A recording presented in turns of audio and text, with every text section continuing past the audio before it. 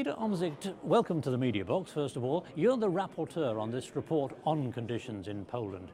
How bad is it there? Because there has been a story of suppression of the rule of law even. There's been a persistent deterioration. There have been a number of reforms, and it's okay that the Polish want to reform the justice system because the justice system is slow and it has got problems. But in the reforms of the justice system, the Polish government has subordinated the Polish justice system to the government, which means that the Prosecutor General and the Minister of Justice are the same person. So there's no independent prosecution. Even worse, the Minister of Justice, as the Prosecutor General, can actually directly interfere in cases. He can also nominate judges and the presidents of the courts. He can move people to other courts. And the self-regulatory body which there was, the National Council, was elected by judges and is now fully elected by the Polish Parliament, where one party has the majority. So also the self-governing body has been put under political control. Then there are two new chambers in the High Court, which can even reopen cases where there is already a final verdict. The Venice Commission has written 5 very critical opinions, and the Poles have done really nothing with it. The European Commission has opened Article 7 proceedings, but they can be vetoed by one other country, so they will not go much further. And the European Court has issued a number of rulings. And the Poles did abide by the first ruling when they lowered the retirement age to get rid of a number of judges. They had to reinstate those judges. But the recent judgment, we're not so sure whether they will obey with them.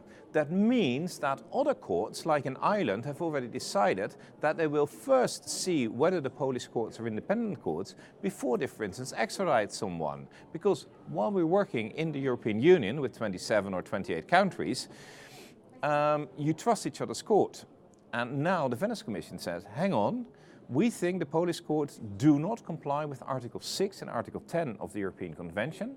Article 6 is the independence and impartiality of the courts, so you have a fair trial, very, very important in the rule of law. And Article 10 is the freedom of expression and the freedom of association. And the judges don't have that freedom of expression with regards to their own organization. How will the European arrest warrants work in a case like this? Because they're supposed to work without any need for extradition procedure. It's not going to happen in the case of Poland, is it, when people are arrested there? Well, one of the things we say is we don't think you should invalidate all European arrest warrants, because there are enough cases when someone does something in Poland or something, he should be extradited. But we think that courts should check the arrest warrants before they execute it, so they should not do it automatically. And that is a big step backwards in some degree, but unfortunately it's warranted. And the big change in the report was that a very large majority today decided that Poland is now on the monitoring. It's the only EU country to be on the monitoring. And that's a very, very clear signal to Warsaw. Is it enough pressure on Warsaw, though, to make them change their minds? Because they've been ignoring the Venice Commission and the Commission so far. Well, we've seen with Malta, they've tried to ignore as well. And at some point, they will dialogue with us. They promised to have a dialogue. Let's see whether they are ready to have one. Because it's exactly on that thing of, do we trust that the courts are independent enough to execute the judgments where things go wrong. And that's why the Council of Europe, the Parliamentary Assembly, has now made this very clear statement today.